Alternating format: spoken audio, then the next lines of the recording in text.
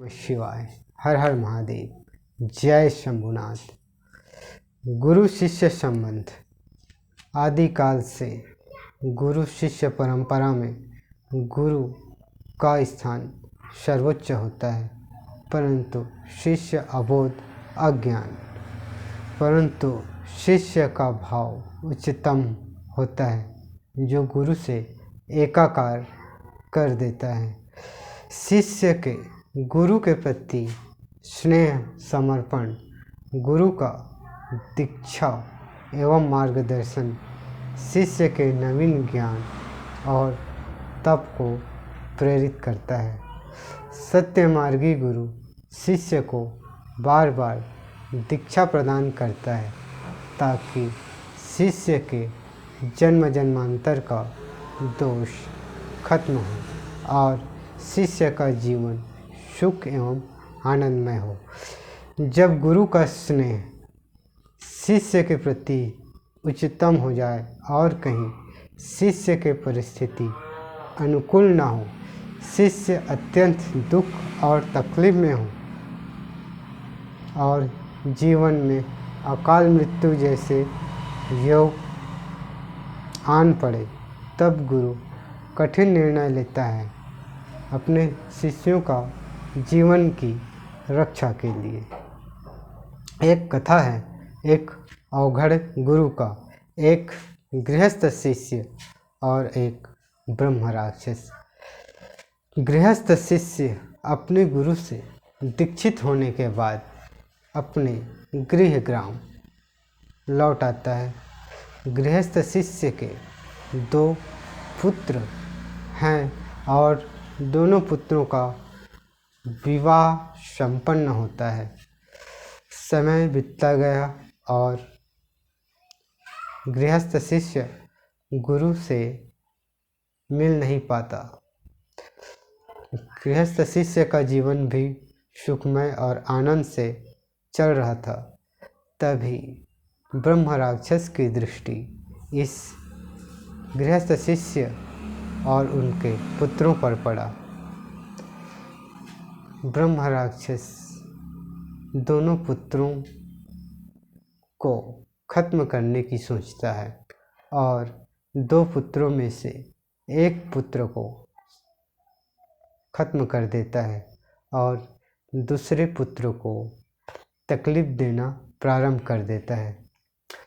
गृहस्थ शिष्य को समझ नहीं आता कि वो क्या करे और मन ही मन अपने गुरु को याद करता है, परंतु गृहस्थ शिष्य अपने गुरु से 15-20 साल मिले ही नहीं और गुरु कहाँ हैं पता भी नहीं, परंतु गुरु तो गुरु है।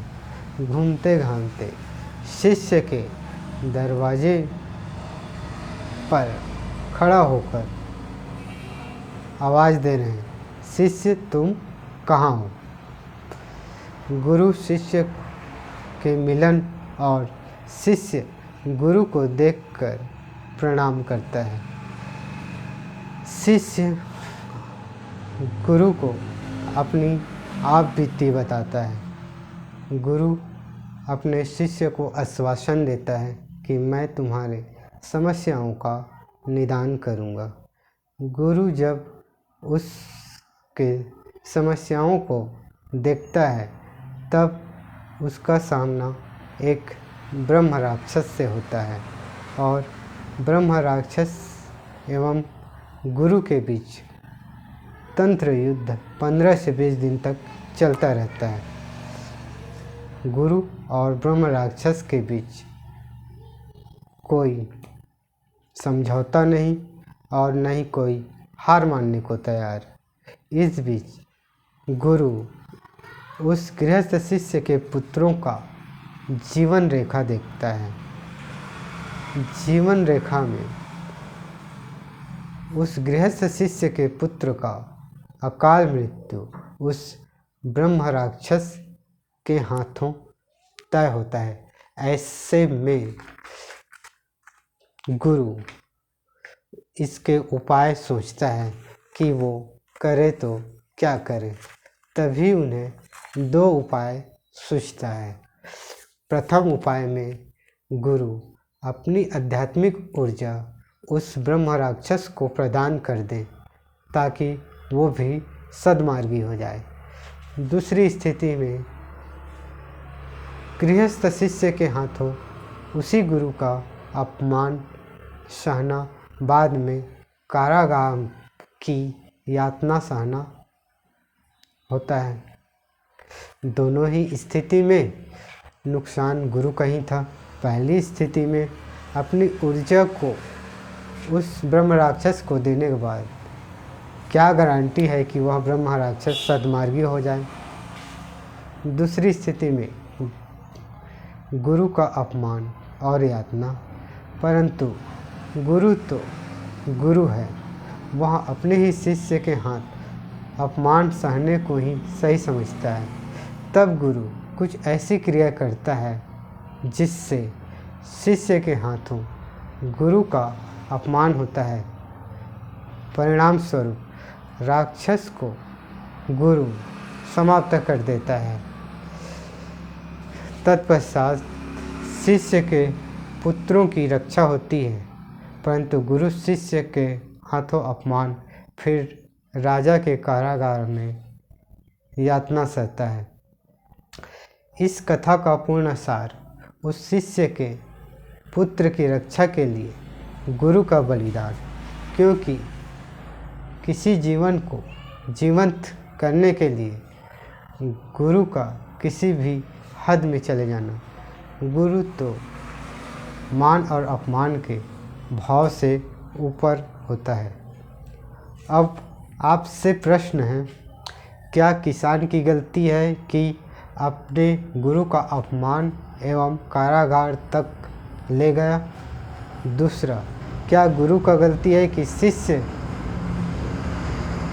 को यथास्थिति में न छोड़कर उसकी मदद के लिए आगे बढ़ा? चाहता तो छोड़कर जा भी सकता था। शिष्य में समर्पण का होना ही गुरु शिष्य को प्रकाश की ओर ले जाता है। गुरु मार्गदर्शक है, परंतु अक्सर गुरु के प्रिय शिष्य ही गुरु से विद्रोह करता है, गुरु के क्रिया पर दोष लगाता है।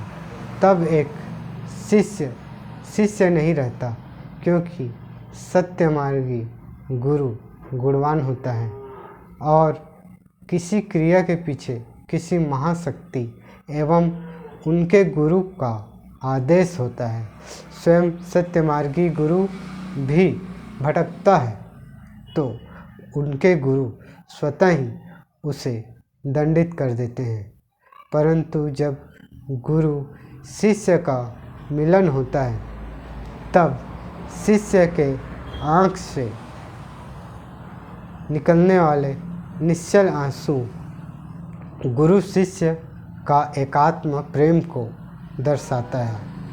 इस भाव विभोर में जहाँ शिष्य ईश्वर की भक्ति करता है, वहीं गुरु उस भक्ति का मंथन करते हैं। गुरु शिष्य को उस परम शक्ति पर ब्रह्म से जोड़ देता है।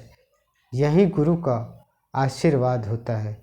निश्चल प्रेम ही गुरु के प्रति समर्पण। अतः मैं इतना कहकर अपने शब्दों को विराम करता हूँ। तब तक के लिए नमस्कार। ओम नमः शिवाय। हर हर महादेव।